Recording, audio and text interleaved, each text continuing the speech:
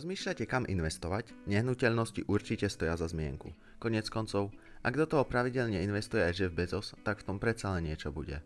Nepotrebujete žiadne špeciálne vzdelanie ani zručnosti, ale aj tak, čím viac toho o nehnuteľnostiach viete, tým lepšie.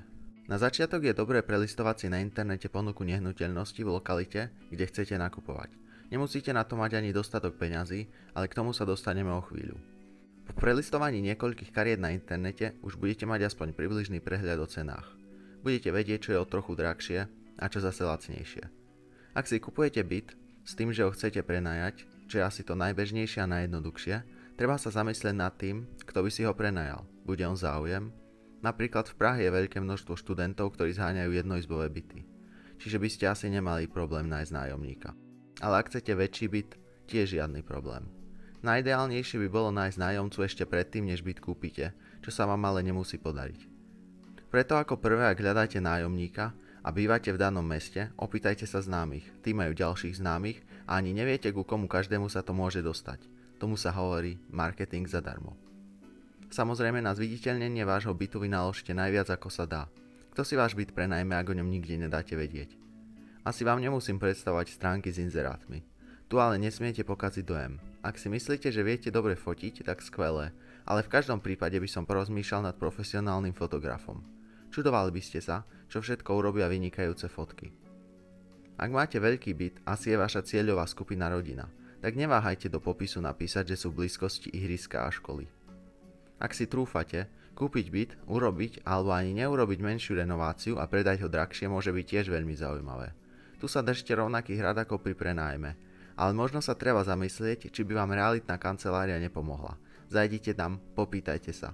Všetko vám určite veľmi radi vysvetlia a už sami uvážite, či je to pre vás výhodné, alebo sa do toho pustíte sami. Ak si trúfate a máte dosť peňazí, môžete investovať trochu viac, napríklad do drahšej vily. Kto povedal, že musíte nakupovať iba vo vašom meste alebo štáte? Vilu by ste mohli krátkodobo prenajímať na leto, ak je v dobrej destinácii. Môžete tam zajsť aj vy a máte ubytovanie zadarmo. A po pár rokoch ju môžete predať o trochu drahšie. Čiže vám zarába počas toho, ako jej stúpa cena. Alebo kúpite byt, kde sa nasťahujete, s tým, že ho po pár rokoch predáte drahšie. V takomto prípade máte výhodu, že poznáte váš byt do detailov, poznáte slabé a silné stránky a viete, na čo máte dať dôraz. Či už podnikáte s vašou nehnuteľnosťou akokoľvek, po pár rokoch ju s najväčšou pravdepodobnosťou budete môcť predať o trochu drahšie. Áno, možno ste si spomenuli na krízu v roku 2008. Aj také niečo sa môže stať. Ale aj s touto krízou od roku 2002 po 2015 stúpla cena nehnuteľnosti o viac ako 5,5%. Je tu ale možnosť, že nemáte dosť peňazí. V takomto prípade vám banka požičia veľmi rada, lebo nehnuteľnosti nie sú riskantná záležitosť. Dá vám pomerne výhodný úrok a ručíte danou nehnuteľnosťou. A z čoho budete splácať? Splátky vám predsa zaplatia nájomci, ktorí vám pravidelne každý mesiac platia. Ak si to dobre prepočítate, zinkasujete aj zisk a o niečo neskôr môžete kúpiť ďalšiu a ďalšiu. Treba však myslieť aj na to, že raz za pár rokov musíte byt renovovať, poprípade dokúpiť spotrebiče.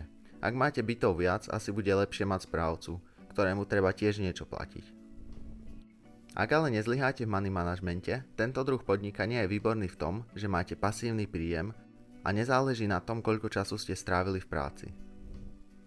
Ak ale nemáte možnosť kúpiť si nehnuteľnosť ani tým, že si na ňu požičiate, je tu ešte jeden spôsob, kedy zarábate na byte, ktorý nevlastníte. Dlhodobý nájom, to je ak si byt prenajmete na veľmi dlho, možno neurčito. A krátkodobý nájom je keď idete napríklad na dovolenku a na týždeň si prenajmete chatu. Čiže si dlhodobo prenajmete byt. V takomto prípade sa to oplatí iba na turisticky významnejších miestach. Zase spomeniem Prahu, ktorá nie je zlý nápad. A možno ste počuli o Airbnb. Dá sa tu veľmi jednoducho prenajať byt, dom alebo aj izba takmer všade na svete. Ak si zase urobíte dobrú reklamu, budete vyzerať profesionálne, môžete prenajímať svoj prenajatý byt turistom. A ubytovanie na krátko je oveľa drahšie ako dlhodobý nájom. Čiže na vykrytie nákladov vám postačí hoci iba niekoľko víkendov, počas ktorých máte turistov. Tento spôsob je ale pracnejší. Po každom zákazníkovi musíte upratať celý byt. Tiež môžu byť aj mesiace, kedy nebudete mať zákazníkov. Ale ak by ste mali bytov viac, oplatí sa vám aj správca, poprípade človek, ktorý bude komunikovať so zákazníkmi a ani si nevšimnete a máte vlastnú firmu.